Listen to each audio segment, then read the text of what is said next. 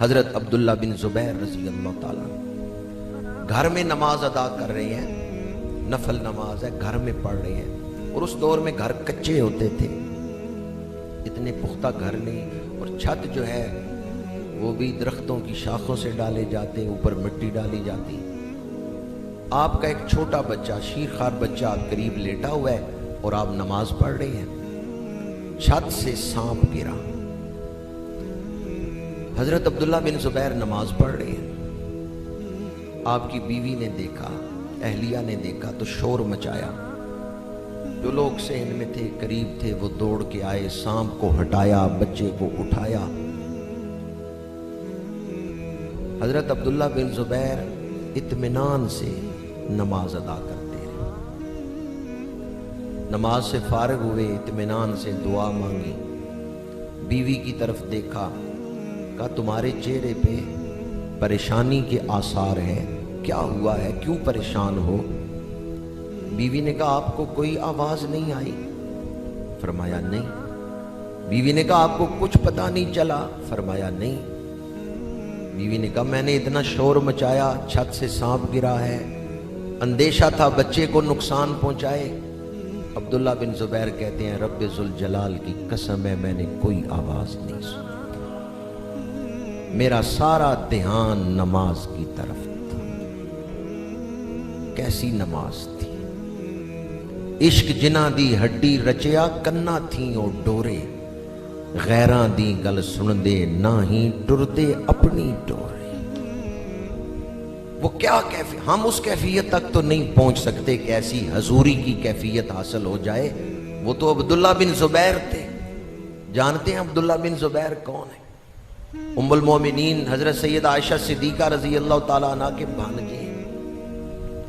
میرے آقا کریم نے پچھنے لگوائے، ایک برتن میں خون مبارک ہے، خون مقدس ہے، آپ نے وہ برتن دیا، عبداللہ بن زبیر اسے کسی مناسب جگہ دفناؤ۔ حضرت عبداللہ بن زبیر برتن لے کے باہر نکلے، سوچا جہاں بھی دفناؤں گا کسی کا پیر نہ اوپر آ جائے، تو آج موقع ہے نسبت حاصل کرنے کا۔ برتن منہ کو لگایا، سارا خون مقدس پی لیا۔ برتن لے کے واپس آئے حجرہ نبوی میں، میرے آقا کریم نے فرمایا میرے قریب آؤ، قریب ہوئے، حضور نے ان کے سر پہ ہاتھ رکھا اور انگلیاں بالوں میں ڈالی، سر پہ ہاتھ پھیرتے ہوئے فرمایا کہ میرے خون کے ساتھ جس وجود کو نسبت ہوئی ہے اللہ نے اسے بخش دیا ہے۔ حضرت عبداللہ بن زبیر کو خوشخبری دی، حضور جانتے ہیں کہ کہاں چھپا کے آئے۔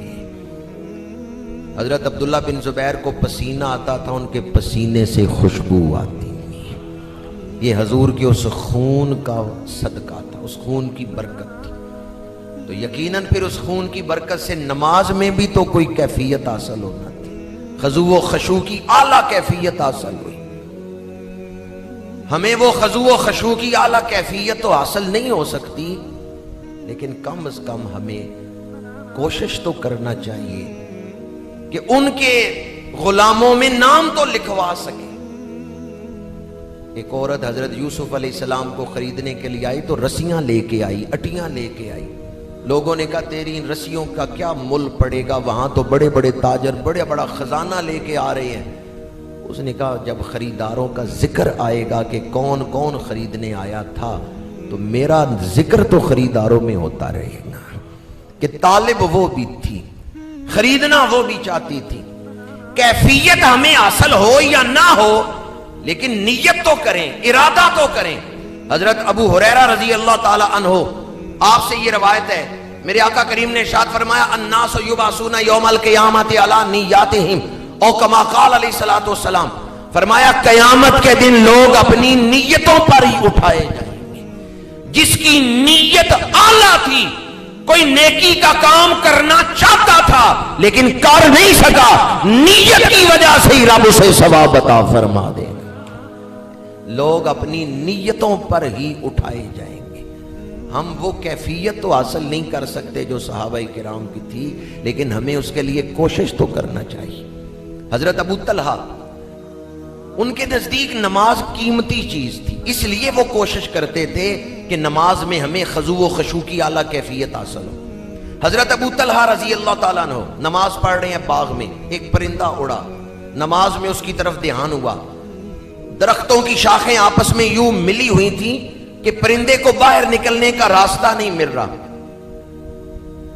آپ نماز میں کھڑے ہیں، دھیان پرندے کی طرف ہو گیا، پھر باغ کے گھنے ہونے کی طرف دھیان چلا گیا. میرا باغ کتنا گھنا ہے، کتنا سونا ہے، کتنا بڑا ہے، پرندے کو باہر نکلنے کا راستہ نہیں مل رہا. نماز سے فارغ ہوئے، حضور کی بارگاہ میں حاضر ہوئے. یا رسول اللہ صلی اللہ علیہ وسلم، آج نماز میں میرا دھیان باغ کی طرف چلا گیا، مجھے وہ مال نہیں چاہیے جو مجھے رب سے دور کر دے. میں یہ باغ اپنی ملکیت سے نکال کے اللہ کے راستے میں وقف کرتا ہوں. مجھے اس مال کی ضرورت نہیں جو مجھے رب سے دور کرے. مجھے اس مال کی ضرورت نہیں جو میری نماز کو خضوع و خشوع سے محروم کرے. ہم لوگ اس کیفیت کو کیسے سمجھ سکتے ہیں؟ ہم تو 2-3 گاہکوں کے لیے نماز چھوڑ دیتے ہیں کہ دکانداری کا ٹائم ہے، اگر نماز پڑھنے گے تو بکری تھوڑی ہوگی اور بچت تھوڑی ہوگی، دکان کا نقصان ہو جائے گا. ہم لوگ اس کیفیت کو کیسے سمجھ سکتے ہیں؟ حضرت ابو طلحہ انصاری رضی اللہ تعالی عنہ عرض کرتے ہیں، یا رسول اللہ مجھے اس مال کی ضرورت نہیں جو مجھے رب سے دور کر دے. مجھے اس باغ کی ضرورت نہیں جو میری نماز کو خضوع و خشوع سے محروم کر دے. ان کے نزدیک نماز قیمتی چیز تھی، ان کے نزدیک نماز اہمیت والی چیز تھی. جب انہوں نے نماز کو قیمتی سمجھا، دنیا کو معمولی سمجھا، پھر اللہ نے ان کو کیا عزتیں عطا فرمائیں. ان کے نام سن کے کیسر و کسرا کانپتے ہیں. اللہ نے انہیں ایک رعب عطا فرمایا، اللہ کی مدد ان کے شامل حال ہوئی. آج ہم بھی چاہتے ہیں اللہ کی مدد ملے. قرآن کہتا ہے، یا ایھا الذین آمنوا استعینوا بالصبر والصلاۃ، اے ایمان والو صبر اور نماز کے ذریعے اللہ کی مدد طلب کرو. صبر اور نماز کے ذریعے اللہ کی مدد طلب کرو. تو نماز وہ چیز ہے کہ بندہ صحیح طریقے سے نماز ادا کرے، اللہ کی مدد شامل حال ہو جاتی. صحابہ کرام کہ یہ معمولات دیکھ کر آج کا خود غرض انسان، مفاد پرست انسان حیران ہوتا ہے. وہ اسی دنیا کے لوگ تھے جو صرف نماز میں خضوع و خشوع کی کیفیت متاثر ہونے پہ باغ کو ہی وقف کر دیتے ہیں. اصل وجہ یہ تھی ان کی زندگیاں تکلفات سے پاک تھی، سادگی والی زندگیاں تھی. ہماری زندگیاں تکلفات والی ہو گئی. جب ہم تکلفات میں پڑ گئے تو پھر ہمیں زیادہ چیزوں کی ضرورت ہے. جب زیادہ چیزوں کی ضرورت ہے تو زیادہ مال کی ضرورت ہے. صحابہ کرام کی زندگیوں میں سادگی تھی، زیادہ تکلفات نہیں تھے. ہمارے ہاں آج کل تکلفات یوں زندگی میں داخل ہو گئے ہیں کہ لوگوں کو اللہ کی عبادت کا ہی ٹائم نہیں مل رہا. جس مقصد کے لیے تخلیق کیا گیا اس مقصد کی طرف ہی دھیان نہیں. اگر آپ حضور حیدر کرار شیر خدا کے اس فرمان کو دل میں جگہ دیں گے تو زندگی آسان ہو جائے گی.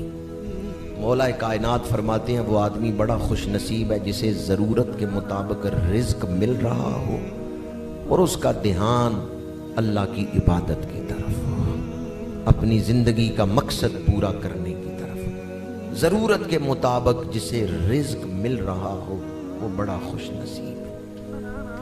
اب جو حدیث پاک آپ کو سنا رہا ہوں اسے دل کے کانوں سے سنیں اور تصور میں ذرا اس منظر کو لائیں تو اپنی نمازوں میں اور صحابہ کی نمازوں میں جو فرق ہے، جو بندگی کا فرق ہے، جو خضوع و خشوع کا فرق ہے، وہ واضح ہو جائے گا. نماز مکی دور میں فرض ہوئی ہے یا مدنی دور میں؟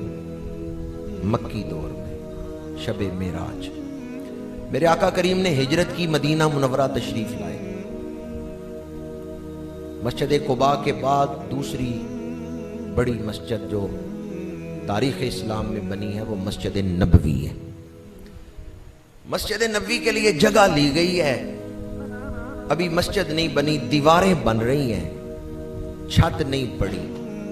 ظہر کی نماز کا وقت ہو گیا ہے، عرب کی دھوپ ہے اور مسجد میں ظہر کی نماز پڑھی جا رہی ہے، جس مسجد پہ چھت کوئی نہیں، چھت کوئی نہیں، اوپر نیچے قالین ہونا یا ایئر کنڈیشن ماحول ہونا یہ تو دور کی بات ہے، چھاتی کوئی نہیں، توے کی طرح تپتے ہوئے پتھر ہیں اور صحابہ ظہر کی نماز ادا کر رہے ہیں۔